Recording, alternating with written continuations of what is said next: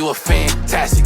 Shoot that nigga, blast it. Keep 2Ks Kardashian. Ain't no way I'm crashing. 6 feet in the... What's going on, y'all? It's AC, and today we are in tune with Lass Shellz.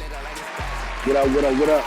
What up, man? Hey, man, this is a hard-working man right here. Somebody that's been doing this for a while now. You know what I'm saying? Stay consistent, stay grinding. You know what I'm saying? And it's been a long time coming. I feel like I feel like you've been real consistent in your career. Like you never fell off to me. And I appreciate that. Thank you. Yeah, man. So tell me where it all. Let's just start from the beginning. Then we'll get into what's going on in the beginning. Where are you from? You know what I'm saying? And how did it all start there?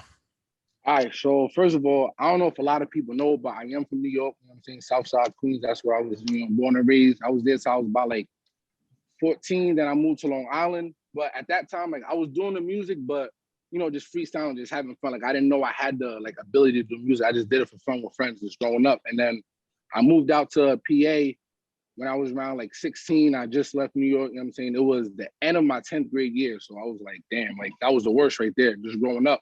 Right. So, when I came out here, like that's when I started like doing more music to myself because I didn't really know nobody over here, so I just did that to keep to myself.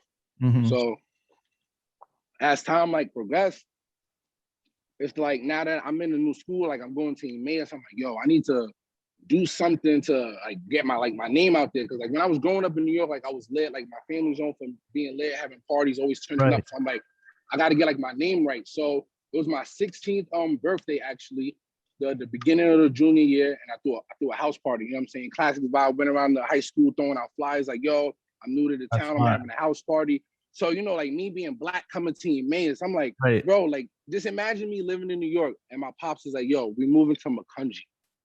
It's like, I'm like, Macungie. I'm like, yo, what is a Macungie? So I'm coming to this high school. This high school's big as hell, 3,000 people.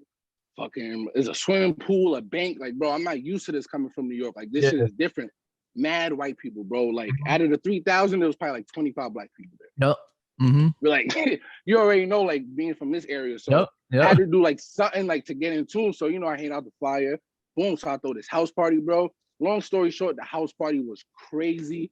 Like, that's when I started to know like the whole like black community in that whole area. Like my name just got lit, like lit from there. Like it was like, that's when like the whole Mr. Lit shit started.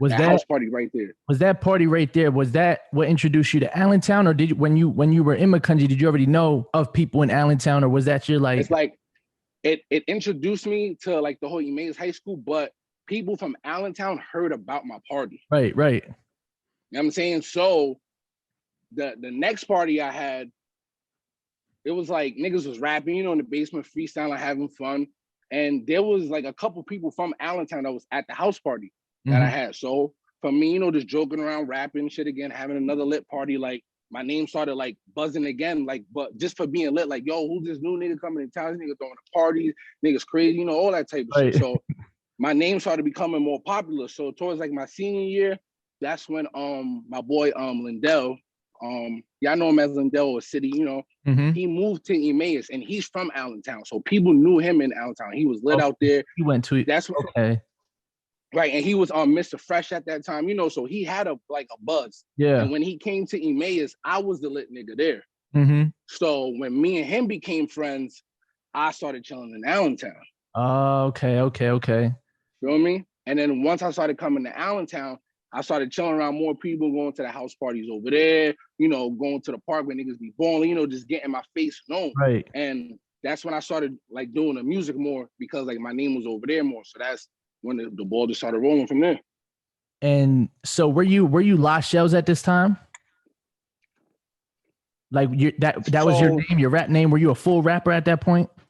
So at that time, I was just Shellz. Okay. You know what I'm saying? Like I was just like a freestyler. Like I didn't really have songs out, shit like that. At that time, that's when like me and City, we created the Pith Boys. We was always in the crib rapping, going to like local parties, freestyling, doing our own shit, like how, niggas coming up. Yep. And at that time, like I was just Shellz, and at that time he was just Streets, like that was his nickname. So, but we wasn't like on like putting music out and nothing like that. We was just building the shit up. But as like time like progressed it, and then we got like an opportunity to open up for Fabulous one time. This one, Crocodile Rock was like a whole thing. And then Fab was coming out there, and then we had the opportunity to open up for Fab because like City's parents like knew people that worked there and shit like that. So that's when we came up with the group Pith Boys, and then we started getting our name situated, you know, shit like that. But that night there was like a shootout with like Fab's team or something, and boom, we remember that. So we couldn't open up. So that was that. I'm trying to think what else. Okay, when I really became like Lass Shellz and the shit started getting popping was, remember Club Horizon? Yep. And remember they was doing those open mic nights to rock the mics. That's when everything started cooking. Okay, so basically you made a name for yourself when people started hearing you spit on that platform, basically at the open mics. Right, at the open mics, because I was already popular from the parties, you know, freestyle, all that type of shit. So that's when I'm like, all right, I'm going to take it to the next level, and I want to start like performing in front of people, because I never did that. I did it in parties and stuff, but not like on a stage with a mic, you know, like where everybody's like looking at you, like that's what they there for. Right, exactly. So that's when I wanted to break out my shell, you know, and really put it out there. And that's when the Rock the Mic happened. I started going there like every week, and I started getting real comfortable. That's when I started like writing music more, doing it to myself. I'm like, I'm feeling the vibe. I'm liking the people's attention. So now I started figuring out the beats to get people jumping and shit like that. Cause I was always on like high energy, like party type of beats. I was always like remixing shit. So I'm like, I'm just gonna remix a lit beat, you know, and like get the shit going. And then that's when Rock the Mic started getting lit, and all the artists started coming out. That's when like shit was like really popping back then. Like you had like Emac and J Bugs, P Sanity, the whole fucking, was it Dougie and the whole 500? Yeah, the 500, the whole crew, the Glock gang. That's when we had Days, Old Head. Like, bro, that's when the town was like going crazy with the music. And like that was a perfect time like for me to come up in that era, because at that time it was Old Head and Days Dash. Like those were the two top niggas. Right. That's you know what I'm saying?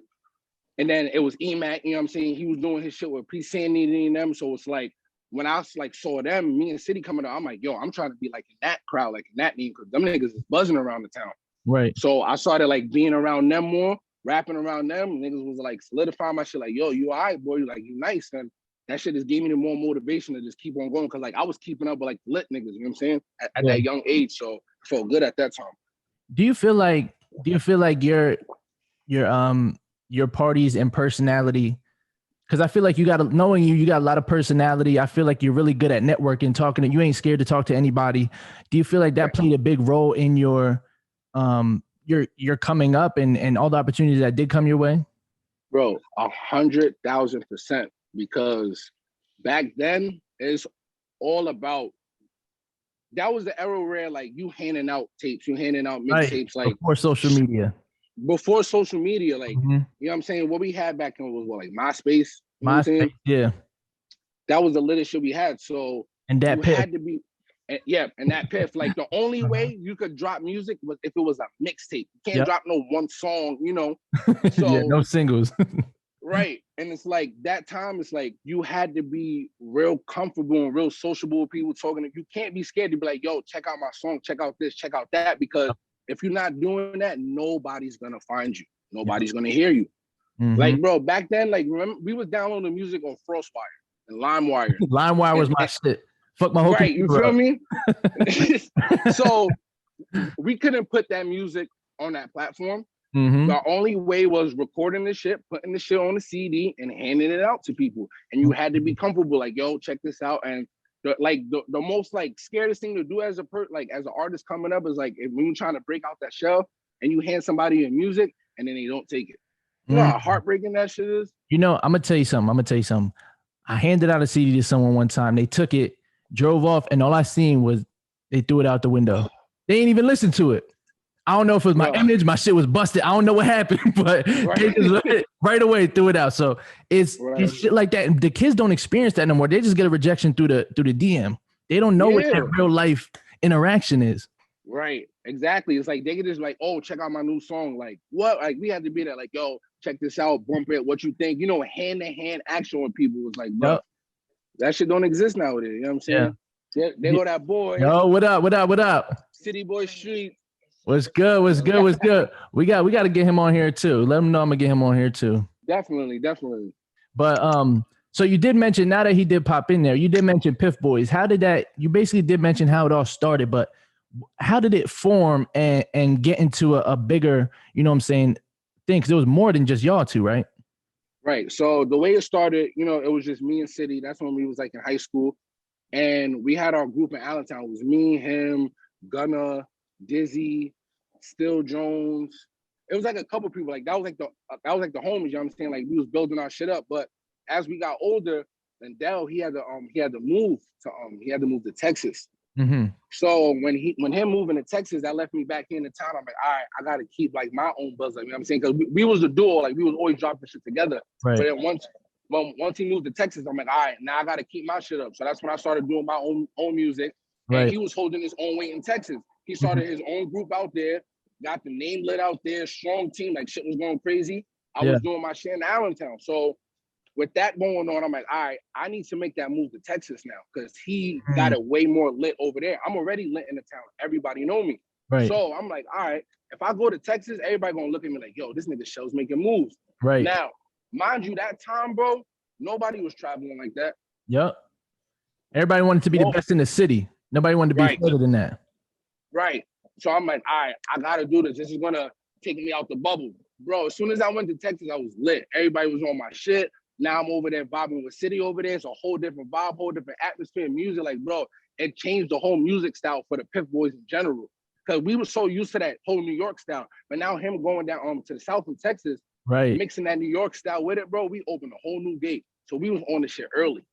How do you feel about that? That when it's like you in the town, you making big moves in the town, you doing this, doing that, and then it's like once you move, that's when people respect it. What do you think? What's the mentality, or what do you feel like they do that for? Like, why do they feel like just because you leave is something different when you still grinding but somewhere else? You know what I'm saying? It's like, I guess it's because since we all in the same area, niggas is like, oh, I could do that too. I could top that. You know, it's like when you go to the local club and you know everybody there, you cop a bottle. You see somebody else, oh, I'm about to top that nigga and cop a bottle. It's like, no, everybody just want to top people and shit. So it's like now once you do something out there reach, they're like, oh shit, that's different. You get what I'm saying? Now like I'm doing something that you can't do. You get what I'm saying? Mm-hmm. So now they want to look more. Now they're more worried, like, oh, now I want to see what this new nigga doing back at the same time. They want to see you fail so they can be like, I knew you couldn't do it. And that's why they still watching. They'll still watch. They'll congratulate you, but they really like I dealt with the same shit, so I get it. But like they really just watch you until you fail, just so they could be like, look at this nigga thought he was doing something. Bro, yeah, bro. They want to see it, bro. They want to see that shit. They want to see that shit. I don't know why, but they just want to see people fail. But then when you come back, then they're like, what's good? Then they want to work with you. They want to do all this shit because they see the potential you have. Yep. Now they want to leech off your potential. Yeah. You know, but you know, for some people it work, for some people it don't. So do you feel like going down to Texas did you move there? I didn't move to Texas, but I was going there constantly. You know what I'm saying? Like out of like a year, I'll go there at least like 3 times, be there for at least like 2 weeks. So I could be in the studio, shoot videos out there, you know, just get like the different type of vibes. And then like when I come back, it was helping me like as like an independent artist. Cause now like my buzz is bigger. So when I come to the town, niggas respecting me more. You know what I'm saying? People want to do features now. So it was definitely helping. But like I never moved there until like when we actually went on tour. When I went on tour, that's when like I was like really like living in Texas. Like I was really, really out on the road. Like that's just a whole nother story, bro. So when you mentioned the tour, so you're going back and forth to Texas, you're making these moves. Now, did you feel like at one point, like, obviously it was worth it, but like you going back and forth, because at that time you had a kid, didn't you? Yeah, I had a son at that time. So you're a father going back and forth doing things for music. How was it? You know what I'm saying? Like, is it worth, you know, the time away? Like, how was that dealing with a father? Because I'm a father now, so it's, I think, different. How were you in that mindset going back and forth? It's like at the beginning, it was like hard because like my whole family was like, yo, like you can't be doing this right now. You're too young. You got to take care of your child, like all of this. But then at the same exact time, like that was like my chance at life to make something. You know what I'm saying? Like with the music shit, like that was like my big opportunity right there. So I had to explain to my family, like, and my baby mama, I'm like, yo, I'm gonna be there for my son regardless. But like, if I miss out on this opportunity, I'm always gonna be sitting here like, damn, what if? Like, I'm gonna be mad. You know what I'm saying? Like, and I don't want to go through that, raising my son and then having doubts and being miserable. So it was better for me to just get that off my chest. So at least I know, like, you know, like I did it. I got it out the way. So I don't got to worry about nothing when it comes to my son. Now I can focus on my son because I did what I had to do. So like when my son grow up, I can explain to him, like, listen, there's going to be a time in your life, like, you're going to have to go and do you. Right. And disregard like everybody else, because you only get that chance like once in a lifetime. It's like, really do you and not worry about nobody else. So if that's just knocking at that door, you got to take it, because once it's gone, it's gone. And that's the thing about this rap game and anything like that's in this industry is like, when the opportunity is there, you got to take it and you got to make sacrifices. And that's a big sacrifice too. And for you to still have that relationship and everything is good, it seems like it was worth it. Like everything you planned to do, it happened the right way and it worked out for you. Yeah, because like now, like me taking that sacrifice, like look where I'm at now. You know what I'm saying? Like now my boy is solidified out here. He got things going, and now I can come back without having any worries and like have this whole opportunity out here in LA and do all of this. Like, and if I didn't go on tour and do all of that, he would have looked at me like, damn, like he's not taking shit serious. So he knows like I'm willing to take the chance with shit. So he always keep me informed, like, yo, I got this going on. I got that going on. Like, I know you could do it, but at the same time, I know you can't, but I just want to let you know the opportunity is there. So at least when someone see you take that opportunity the first time, they're going to give you other chances because they know you're serious about it. So it definitely helped. When you did go on that tour, what was the tour? Was it from, it was only in state in Texas? Like, what was that tour and who was the tour with? Like, explain the whole shit. A lot of niggas don't go on tour, so go ahead. Yeah, this was like the best music experience of my life. The way how it started, bro, I will never forget this shit. Actually, now that I think about it, bro, we went on 2 tours. In that same one, and like 6 months apart. The first time we went on tour with Bone Thugs and Harmony. Yep. Then it switched over, and then like probably like 8 months later, we went on tour with Caskey. Yep. So with Bone Thugs and Harmony, the way how that shit happened, bro. Yeah, that's crazy. Bro, sometimes it's me repeating the shit. I'm like, yo, I really did that. This shit is crazy. That's legends. Like, I really did that. You know what I'm saying? So I'm chilling in the crib. This nigga City called me. He's like, yo, bro, you're not going to believe what happened. I'm chilling with Bone Thugs and Harmony right now. I'm like, nigga, shut up. Like, out of all people, you tell me you chilling with Bone Thugs. He's like, nah, bro, I'm dead ass. This nigga crazy needed some loud. And the one manager I be plugged with that I be doing shows with South Padre, he gave him my number, and I met up with these niggas, and after I gave him the bud, we was chopping it up, smoking, I played them my music, and he played them like 3 songs. About a 3rd song, they was like, yo, little nigga, you nice, like, we want you to rock with us. That's crazy. So when he's telling me this on the phone, I'm like, no way. Then he put on the FaceTime, and I see these niggas. I'm like, oh shit, he's really with these niggas. I'm like, bro, this is crazy. So he did like a little 1-week tour with them in Texas. After he did that, they hit him back up next month. It was like, yo, we going out on tour right now. Boom, we want you and your team to rock out. It was like, all you got to do is pay for your way to come, but you're going to be our solidified opener. Like, y'all going to open up for us. You're going to have a 15-minute slot. That's fire. Because you know they bringing that crowd and they selling out. Bro, when I'm talking, we done touch stage with 50,000 people. I'm looking at this shit like, no way. I was with legends, bro.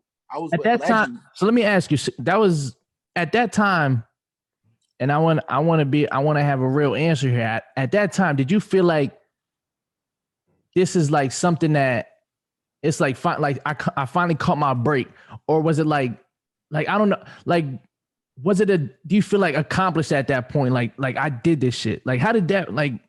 It's like at that moment, it was more like a surreal shit. I'm like, oh shit.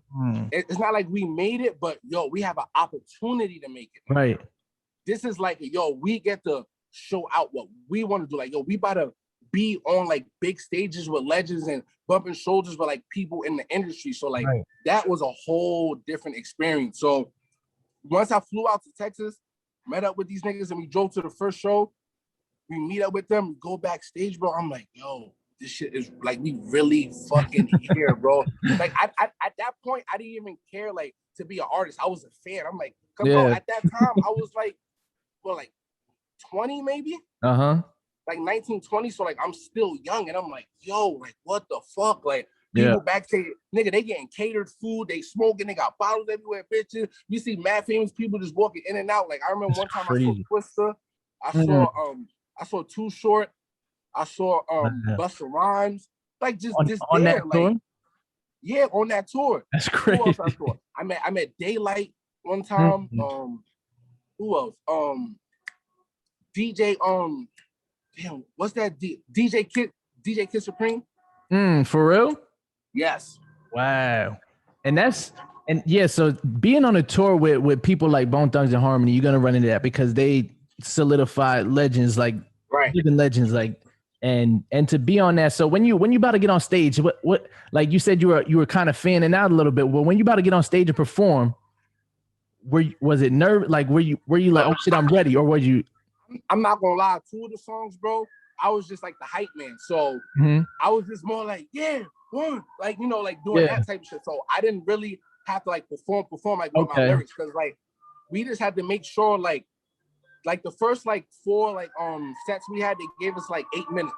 So we had to make sure we did like 2 good songs. You know what I'm saying? Nothing like too much, you know. So it was mainly City, but it was like other Pith Boys on the hook, and then we would be like the hype man, like amping it up. So that's what we was figuring out, because at that time it was like 8 of us. Yeah.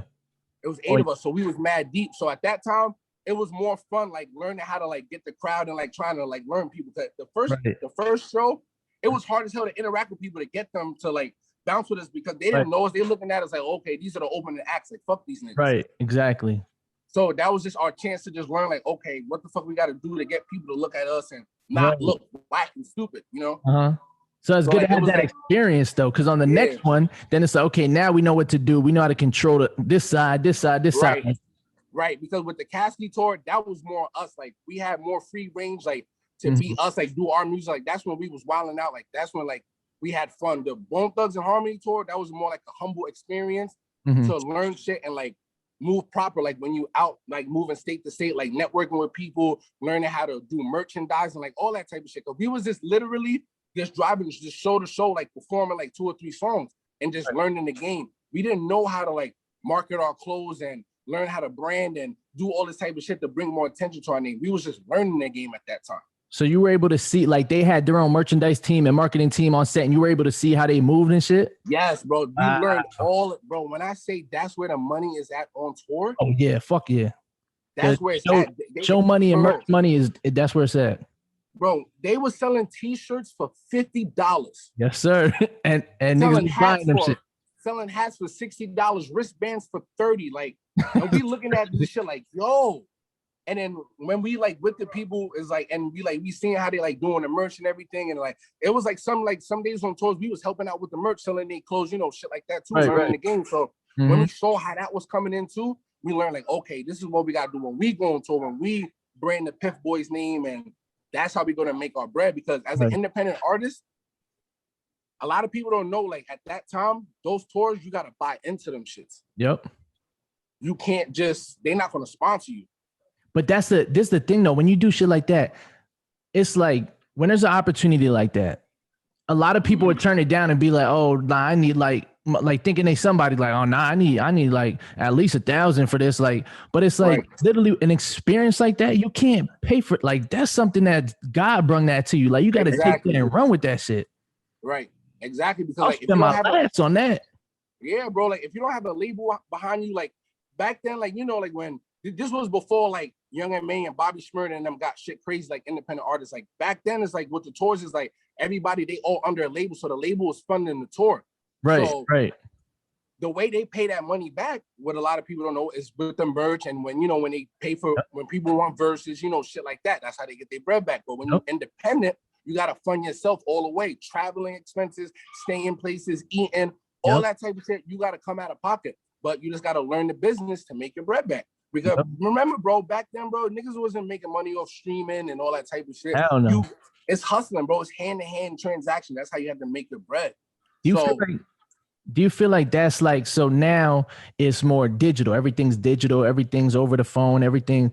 So do you feel like it was easier back then, you know what I'm saying, to do it that way? Or is it easier now to make money on music? Or was it easier back then to make money off of music? it's like this. If you don't know the cheat codes and how to do it now, it's gonna be hard. But if you know how to do it, that shit is easy as fuck. Mm-hmm. You just need to know how to do it. But some niggas is stingy with the cheat codes because once everybody figures the shit out, shit's gonna go. Yeah, and then it starts to get less money for shit. Then you start getting less money because now everybody's in it. Exactly. But it's like I would say now it's easier because like I'm learning some of the shit. I don't know everything 100%, but the basics is definitely easy to get more. It's definitely easier to get money than how it was before. Because now with social media, you could now you like what IG is like. If you have a lit enough IG, you really don't have to pay for promotion. Right, exactly. You just if you have a good personality. Right. You know what I'm saying? Like for instance, like I'm gonna give a prime example, bro. LG is. Yeah. His personality is so fucking lit, bro. He's selling himself. Yep. And it's on social media. So easy to sell yourself because it's like all you gotta do is be you. Right. And his personality is just so fucking amazing. It's like now, like you marketing yourself, it's easy for you to sell your music. Now, if you don't have that type of personality, it's gonna be hard for you. Yeah, you gotta put more work in. Yeah, right. But like back then, it was more hand in hand, you know what I'm saying? Like your hustle, it will like prove you more, like your lyrics, like you know what I'm saying, the way how you like carry yourself, like that was enough. Now, bro, you need to have the personality and you need to have swag, drip, you need to have all, you know, the whole package. Right. You gotta have a starter kit. Right, exactly. And if you got that lit fucking starter pack, bro, you golden. You know what I'm saying? And some people, they figuring out the source. You know what I'm saying? Like City, he figured it out now. You know what I'm saying? Like once you figure the shit out, the shit becomes easy. Yep. So that's where I'm at right now. I'm just like I'm older in the game, but I'm happy that I went through that shit like back in the day. So it's like it humbled me more. So I'm not scared to show my personality because I done did it. I already know how to network and be with people and rock a stage. But I guarantee you one thing that's completely different. These new niggas, I guarantee you they don't know how to perform. Right. And especially now, like the new artists that are coming up within the last 2 years, like it's gonna be tough because when they get on that stage, that's like you said, that's where the money's at. So once they get on that stage and people don't fuck with it, they're gonna be like, exactly. Because some people don't know how to rock the crowd. You can rock social media, the camera, that's cool, but you're gonna be able to do that shit in front of thousands of people and keep that energy and be up and do the music. Like that's the shit that's different. That's why I'm happy I got that experience. You know what I'm saying? So it makes it a little bit easier for me transitioning into like how music is now.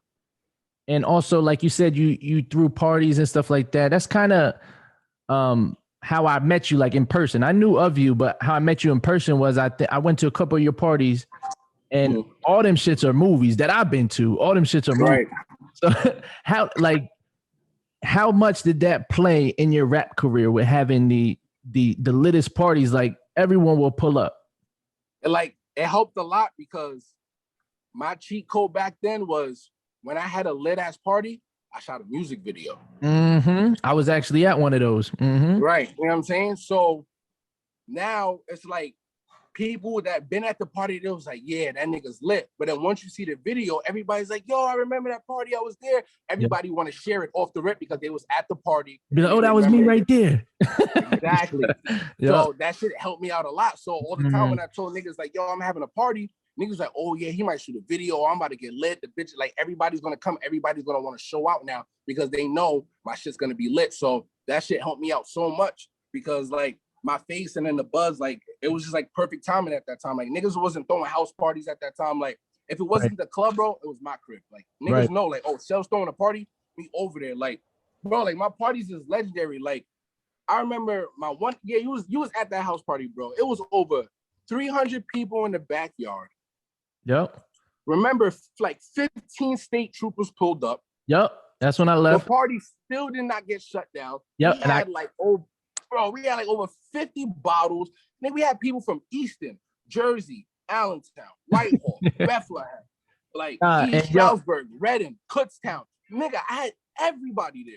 And whoever's listening, like when he's telling you this, like I was there, and it's literally everybody was there. Like it was so many people in the back. Like Like when the cops came in, people was running into the trees and shit in the back, like everything, bro. Niggas was running everywhere, bro. Everywhere. Yes, sir. And the crazy thing is, they left and then they came back and the party was still lit, bro. Yeah, I was about to say when I left, I came back. Yeah, that's a fact. And the best thing about it is, bro, I got the footage. That's why I'm so happy I got them old school footage. Niggas could see it, bro. Like when it comes to the parties, like I really do this shit. That's why I know, like, once I get on with this music shit, bro, it's over for these niggas in the industry.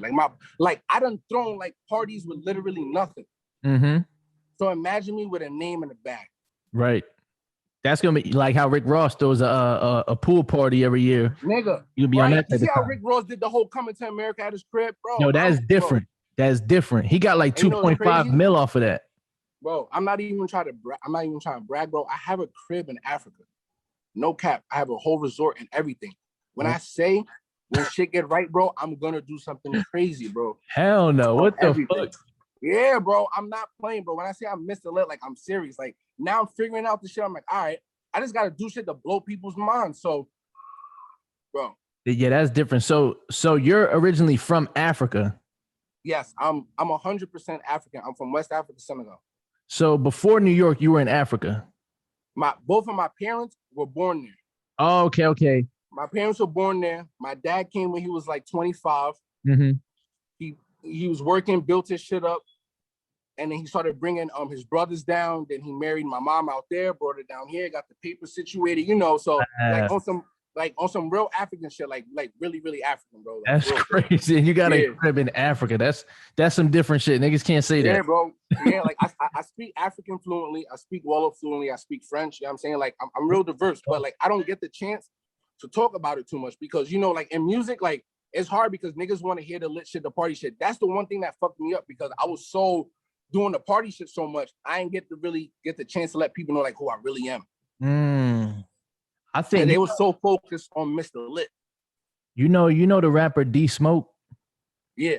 So he rap and he do Spanish too. Like nobody would have knew. Like I feel like if you throw a couple of the African French shit in some of your bars, like niggas will be, oh, what the like that's some. But you want to know something crazy? I have something releasing this summer like that. Hell no.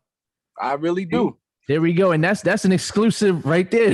You got the exclusive first, bro. Like you got the exclusive. Yes. Yeah. Like no cap, bro. No cap. I might fuck around and record like the shit either like this weekend because you know I'm out here with the whole LA vibes. City linked me up with a great engineer. I got the studio on deck, all access. So now I get the free range to this be myself. And now being in LA, I'm about to catch a whole different vibe. So you know the gas out here is fire. Right. I'm about to be on the Zaza, get in my zone. Try to make magic happen. You feel me? And that's dope that you're still traveling. Like you're currently right now on this interview in Cali. Facts. And that's dope that you're still able to get out. And because traveling in this is so important because when you travel, you meet more people, your network grows. And like you said, like you have a studio set up already. Like that is what artists need to see because that like staying in a town and just trying to get popping in town is cool. But like when you get out and start getting outsourced and doing, that's when the shit starts to go up. Yes, exactly. Yeah, like you get to branch out and like you get to experience new things because when you stay in like wherever you at as an artist, if you just like staying in your towns, like you're just gonna stay in that pocket, you're gonna stay in that bubble. You're not gonna be able to branch out and like, you know, do different things. You know what I'm saying? Like if you just stay in that box, that's the only box you're gonna know. Right. So, you know, you just gotta, you know, jump into different boxes, you know what I'm saying, try different shit. So it's definitely good to travel as an artist. Be on the move. Like you can't be like staying in one place. You get an opportunity to go somewhere and network with people. Like just go because you're gonna catch a whole different type of vibe, like different people. And like the good thing about being an artist and traveling is like when you meet those different people, they're gonna give you honest opinions because they don't know you. Exactly. I was gonna say that too. And when you meet people like that, because all your people would tell you is fire. Just you know what I'm saying? It's too many yes men, but it's because they love you. But when you get to meet people that don't know you, they give you that real shit and you can take it back with you. Like there's more to this shit. There's more than just, you know what I'm saying? These people telling me, it's like, there's people out there that's honest, that never heard me, that can give me shit to help me elevate my career instead of just staying in that. Like you said, if you're in the same box, you ain't never gonna know another box. Right. Exactly. You know what I'm saying? So I love that criticism from other people, bro. It's like, you just learn like a lot of new things, like, and it's different ears. Yep. You know what I'm saying? They're hearing different things. You're like, oh, try this, try that, you know? So that's why, honestly, that's why I'm out here, bro. Like, I never really got to just record and like be like an artist like in LA. Because before, like it was just being on tour, you know, just going city to city, you know, just doing a show, you know, just having fun and just out to the next shit. So this is the first time I really get to sit down and enjoy it. So do you feel like you're the most? Do you feel like you're the most locked in that you've been in your career right now? Right now, yeah, because independent, like me, I feel like I'm getting back to that pocket where I needed to be. Like I needed to be there. I always held back my music. Like I've been sitting on almost like I'm sitting on like 3 albums, bro. Shit. But I never release it because I'm always like holding back, like like you know. But now it's like after like I just had a daughter, you know, I just got married, so like the blessings is coming more. So I'm like, all right, now I feel like I got time to be myself. I had to take care of so much. I had to take care of family and everything. So now I'm getting more free time to myself. And now I have a partner that's like, that understands my grind. Like, you get it, bro. Like being with your girl, like if you have that partner that understands you, but like, yo, go ahead and do that, it makes it so much easier. Yep. And that's so now, so like now, like, I feel more comfortable. Now it's like, I don't feel like I got to walk on eggshells, you know. Now I could be like, all right, she's telling me to go ahead and do this, boom. Like, all right, now I could go and do my thing. I don't got to worry about back home. She's holding it down. Now I could just be myself again. Yeah. So that's why I feel like I'm in that pocket again. And I'm close, you know. Now like I want to release music. Like I want to shoot videos. Like I want to do this. Like I want to get back on the scene. Like I'm seeing people moving. I'm like, all right, I could dab like in here perfect now. Like, you know what I'm saying? Like I'm not worried about too much shit, you know, like. Exactly. It's everything's taken care of. And that feeling right there of just not having to worry about too much, because you got a partner that's like, okay, I'll take that half off you. Now you don't got 100 on your back. You got 50. Yes. So I can get my other half popping now. Right. You know what I'm saying? Exactly. It's like, whew, you know, like now, like I'm loose. Like I could breathe. Like, okay, like, you know what I'm saying? I could just do what I got to do. So explain to the people, like, because they see Mr. Lit, they see the fly shit, they see the end result.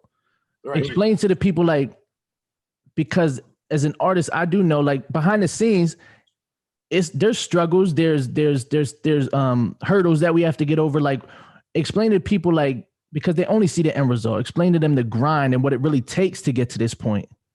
Right. Like the first thing, like when it comes to this grind, is like you have to believe in yourself. You have to believe in yourself. Like you can't have like that doubt. It's gonna come no matter what. Going through shit, people not liking your shit not coming out the way that you wanted to. Some people are like perfectionists, so you're gonna go through a lot of struggles with doubt. That's like the one thing. So overcoming that, and then just being hungry and like having like grind and having a focus and like having a dream. Like you can't just like do the shit for fun. You know what I'm saying? Like before, like it was fun, you know, just to like, you know, just do it. But it's like, as you get like serious with your craft, is like you gotta like take the shit seriously. Like you gotta invest in yourself. Like you can't be cheap. Yep. You gotta do the right things. You can't cheat yourself. You know what I'm saying? Like you cannot cheat yourself. So that's like one of the things with the struggle. And just bro, like with me, like as an artist, is like that whole like just believing in yourself. But once you believe in yourself, and like believing in a product, like you're gonna go hard. You know what I'm saying? It's like your favorite team. Like when you believe in your favorite team, like you're gonna ride for them no matter what. Them niggas is down by 30. You're gonna like, nah, you're gonna come back, you're gonna win. Like if you have that same type of energy for yourself, bro, like this shit is gonna make the grind, you know what I'm saying? Like kick up more, like it's gonna get like that wind like behind your back to push you more. Right. You know? So, it's like you get what you give. Like you said, don't be cheap with your career. Like I love that, because a lot of people feel like just because they make music or make good music that people should just like it. Like if the shit don't look good, it isn't presented well, there's no budget behind it. Like it's just another song. Yeah, it's like you wanna be in that same pocket as like, I look at it like this, like the person you want to compete with, if you're an artist coming up, is like those people in the industry. So you see Drake, Lil Baby, The Baby, Rod Wave, you know, these people like dropping like fire artwork with the crazy videos, and like you hear the music, and like if that shit is hitting like that, your shit gotta hit like that too. So you can't be cheap with the shit. You gotta go to the right engineer. You know what I'm saying? You gotta go to the right graphic designer. You gotta go to the right studio. You know what I'm saying? Like you gotta do the right shit, and you gotta spend that bag, because at the end of the day, it's like you paying all of that for yourself. You're not doing it for nobody else. This is the money you invested in yourself. So it's like you're not gonna fucking cheat yourself and fucking go to Walmart and buy all the cheap shit all the time. Like, Right. nigga, you gotta go to the good shit. You gotta make sure like you go to like to the designer stores. You know how people are, like treat yourself right. So you're gonna make yourself look good. If you look good and you feel good, everybody else will be like, all right, yeah. Yeah, because You know people more so fall in love with the person over the music. The music just come with, once they fuck with the person, you gone. Right, exactly. So if you look and you treating yourself right and you putting it out there good, like the shit's gonna come back good. But if you out there looking all cheap, like you're not caring about the shit, you know, then you ain't gonna get like the feedback that you want. People they're just gonna overshadow you, like it's whatever, you know what I'm saying? Because if you don't care that much about yourself, nobody else is going to. Right. So that's, you just gotta put that same type of care in your music. You know what I'm saying? Like, make sure, like, don't only make the music seem like, oh, it's only fire for you. Like, oh yeah, this is fire. But when other people hear it, like, it's okay. But you keep on like, nah, it's fire. Like, no, make sure it's fire to everybody else too, you know? Because that's who's going to pay for it. You're not gonna just keep paying for it. Like, you gotta exactly. You're not gonna make your own music and pay for the own shit and bump it all the time yourself. That's fucking stupid. Right. So I did see, I did notice you're connected with like with the shirt you got on Trap Art. What is Trap Art, and how did you get connected with Trap Art? What is that? All right, so Trap Art is my family's clothing line. My two cousins from Newark, New Jersey started it. Hoffa and La. Trap Art, it stands for to really appreciate people and respect time. To really appreciate people and respect time. That's the meaning of Trap Art. So that's life.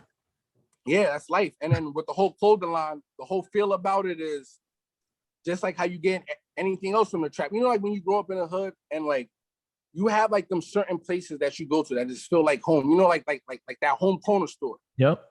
You know, like you always go there to get your soda, your bag of chips, whatever. Like that's just home. So it's like Trap Art is like the same thing. So like when people cop it, it's like, you know, we bring it to you, like we popping it out the trunk, like we really from the trap, like we want you to have like that trap feel. When you come to the crib is set up like the trap, but you have like the whole clothing rack, you know, everything. Like we just want like to give the people like to feel like, yo, we appreciate you, you know what I'm saying? Like we want to bring this to you, like you don't gotta like go to other places, you know, like it's just for the people and we just want to respect everybody's time. So that's what it is with Trap Art. So now with the clothing line branching out, like the shit is going crazy.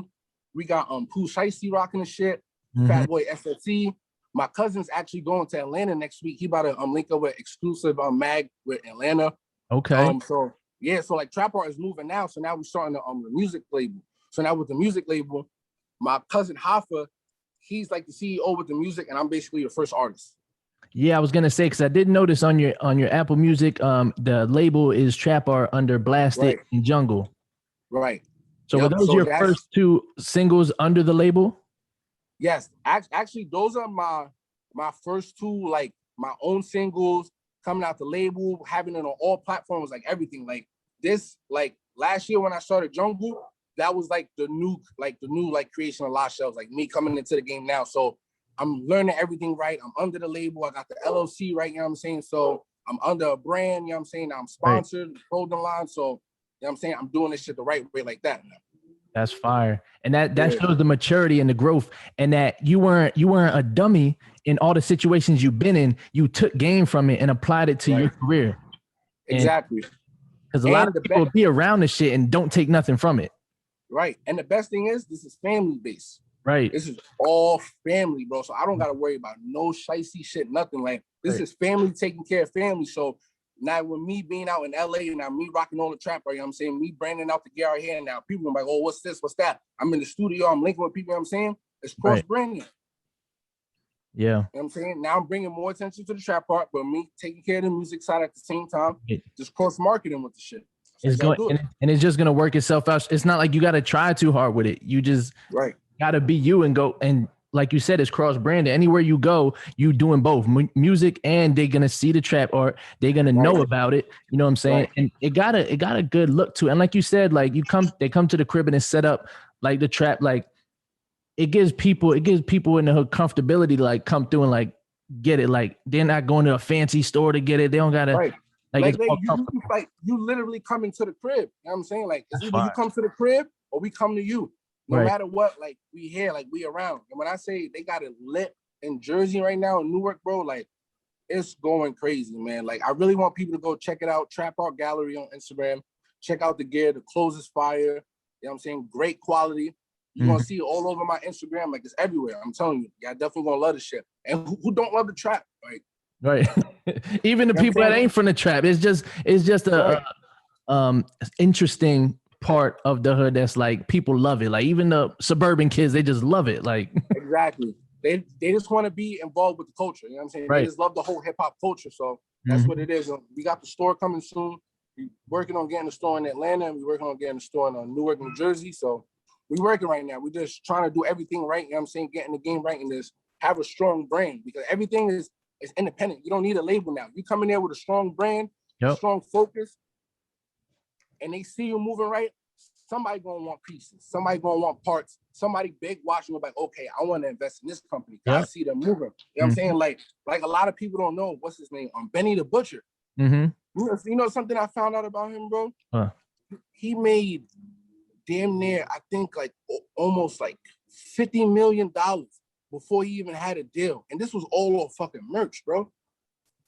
Listen, merch. I tell artists all the time, like, get your merch out, because that's what's gonna pay you right away. I'm telling you, bro. Benny, he was in the game deep for over like 20 years. This low key was doing his brand and everything is so fucking strong, bro. He came to the table with more money than half of the people that was offering him, bro. It's like, that's crazy.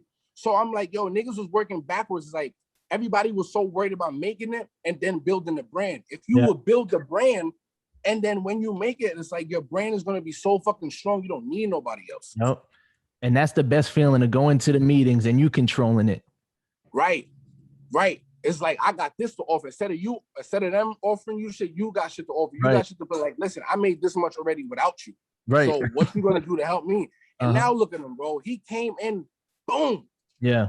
Strong, bro. That goes, and actually that you said, it makes sense, because his merch is fine. Like how he got the Pyrex shit, like the measurements all over it, like his shit, like that shit is so it makes sense that like he's been doing this, because that's some creative shit. Like you know what I'm saying? Like, I would have never thought anybody would have had, like, so it's the creative mind. And that just goes to show with trap art as well. Like to have the ski mat, I seen y'all with Pooh Shiesty, like that was perfect for him to have that for him. Like it's just knowing when to create, you know what I'm saying, that perfect product. But yeah, everybody go check it out. Like, I fuck with it. I definitely got to cop up on some shit though. You got to, man. You got to, definitely, man. We got a lot of exclusive shit. I would show the whole drip, but I don't want to be extra. You know what I'm saying? But yeah, bro, the shit is fire, man. Like, I really love the brand. Like, even if it wasn't my family shit, like, this is the shit I would rock. Like, it's like, if this fire is different, and I just love the meaning, like, to really appreciate people and respect time. Like, that's fine. It just has a strong meaning to it itself, you know? And I did want to ask you, so you do have a few songs with, you have a song with LG Is and YP, and I know you've been around Naughty a while. What is your affiliation with Young and Heartless? Is that your team? Are you a part of that as affiliation? What is your affiliation with that? Honestly, it's like they like my brothers. It's like my brothers. Like, before it was Young and Heartless, like those was my brothers. Like, when Naughty had B3M, like I was running around with him, you know, doing the music with him. When YP, same thing coming up, like I was doing music with him, like even before like the whole ATM track. It's like I just knew them, like we already had like our circle when it came to the music. So when YHMG was first created, I was under the label like first. But when LG was moving, Wade was moving, YP was moving, I couldn't keep up. You know what I'm saying? Like, they was at that era, that sound, you know what I'm saying? And you know, me coming from, I'm all about the lyrics, the bars, the hype, the energy, but this is the time like the auto-tune and the swag and the melodies, all that shit started coming strong. So I was trying to keep up, and then I started doing music like them, and then I started losing myself. Yeah, you try to keep up with it. Yeah. Yep. Right. That happens. Yeah. And that shit fucked me up bad, bro. To the point, like, even after ATM, it's like I didn't get like the big response that like I wanted, and I was like, I had to fall back for myself. So I removed myself from the group. I'm like, yo, I don't want to be like that player on the bench sitting, and if it's time for me to score, like I can't, you know what I'm saying? Like I just felt like I just wasn't there. So that's when I had to take time to myself, and I started becoming more family man. I had like shit like with the law, you know, there's like mad, I had mad shit going on, bro. This mad shit is like fucking up my whole train of thought, music, like I had stupid writer's block, like I just couldn't do it, bro. So I just had to fall back. That goes to show to your character though that you're a real nigga, because like anybody would just want to be on the bench just to say they there. You know what I'm saying? Just to say they're on the winning team. Like, and that's so real of you to even say that and admit that like my fault. Time to open the door. But like for that to happen and you notice it and saying, okay, let me remove myself because this I'm starting to lose myself trying to keep up with this isn't my kind of music, but I fuck with them. But that's just goes to show to your character that you can say that, because a lot of people would just be a part of the shit. I'm telling you, bro, like in the beginning, like it hurt because like I see my niggas winning, they doing the shows, they going crazy. It's like matter of fact, I'm gonna give you a good bro. I'm gonna tell you something a lot of people don't even know. Mm-hmm. So you remember the PP&L show? Yep, we was there. Yep, when LG performed and everything like that, right? Yep, had everybody singing all his lyrics.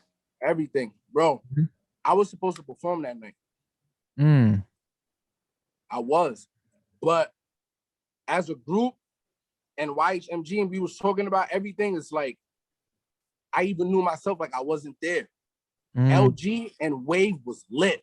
And this was a time when YP was booked.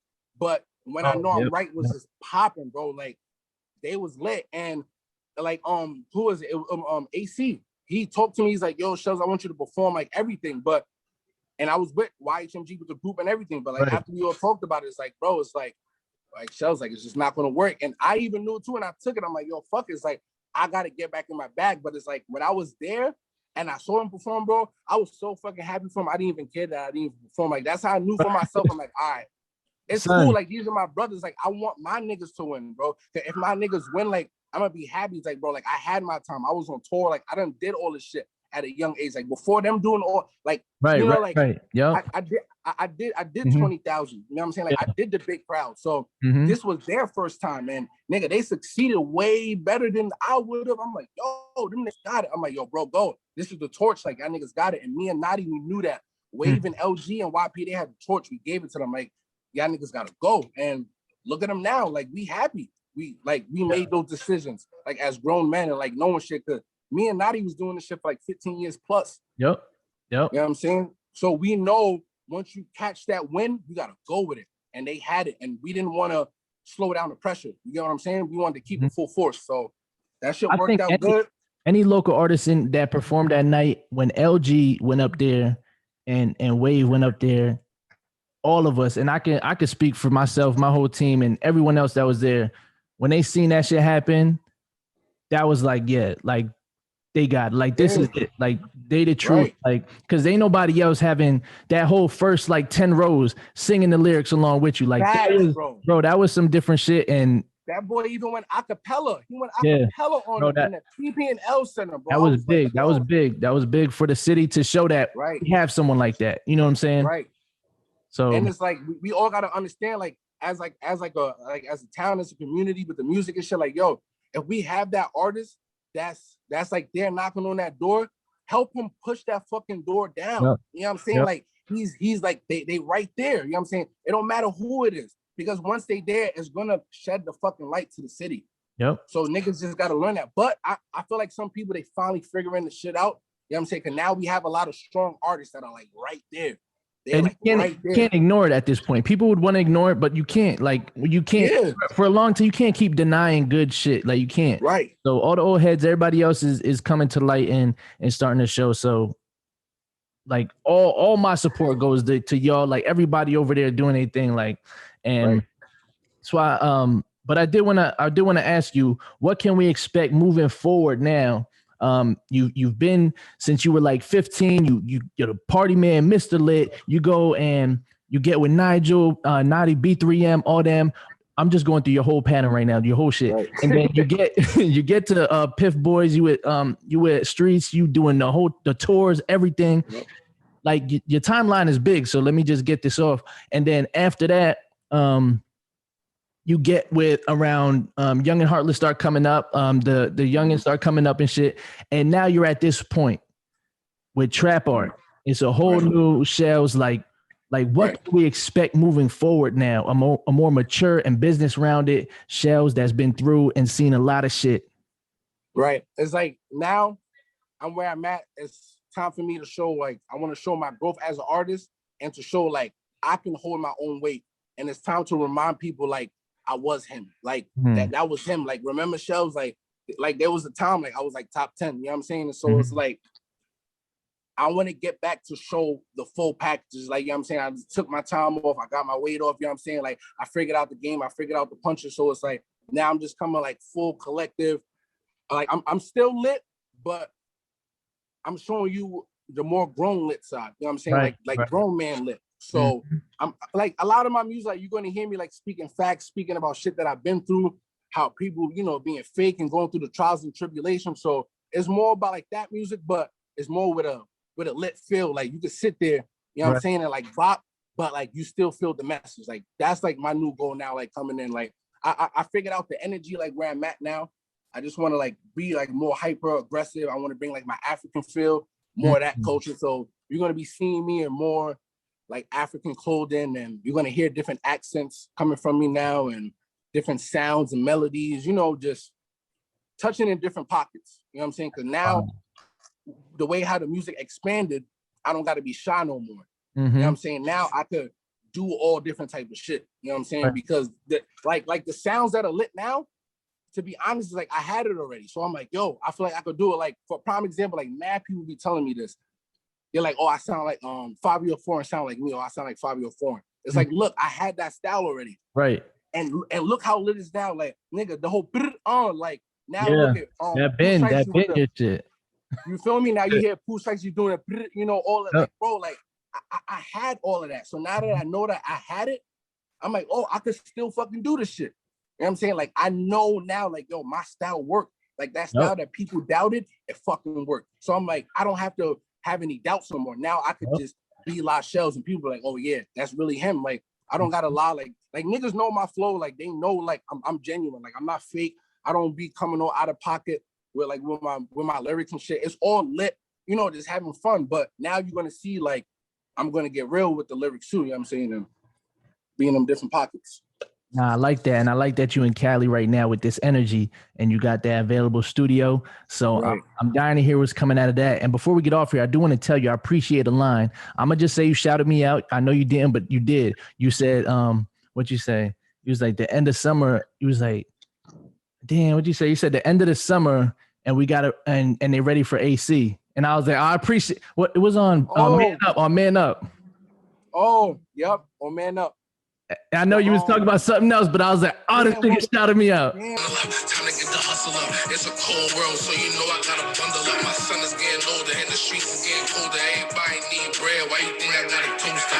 Working every day and night. Nigga, I can barely sleep. Fam gotta eat. Keep the lights. Summertime around the corner. Niggas need that AC. Yeah, that's summertime around the corner. Niggas need that AC. Nah, when I summertime around the corner, we gonna need that AC. Yeah.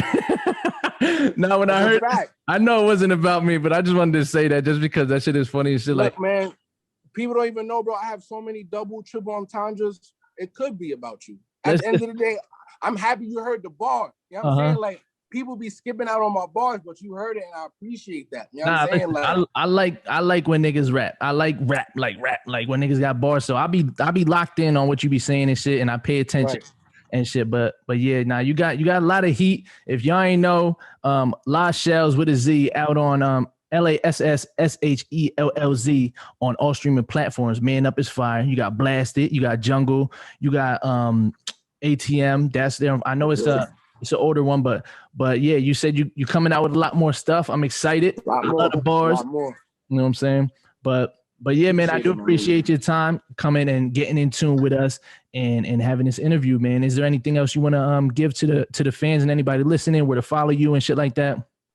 Everybody, make sure y'all follow me on Instagram at Lass_Shellz. Make sure you follow the Trap Art page. You know what I'm saying? Trap Art gallery. Make sure you check me out on all platforms, Spotify, iTunes, Blasted streaming right now. You know what I'm saying? About to hit like 10K on the streams. For me, that's a big deal. I'm an old head. So 10K for me in a couple of like less than 2 months, I'm happy. So make sure y'all stream that.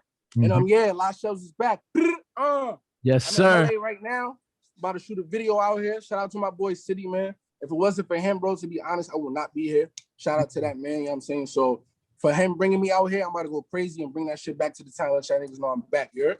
Yes, sir. And thank you for being in tune with us. My name is AC. That's Lass Shellz. Let's go.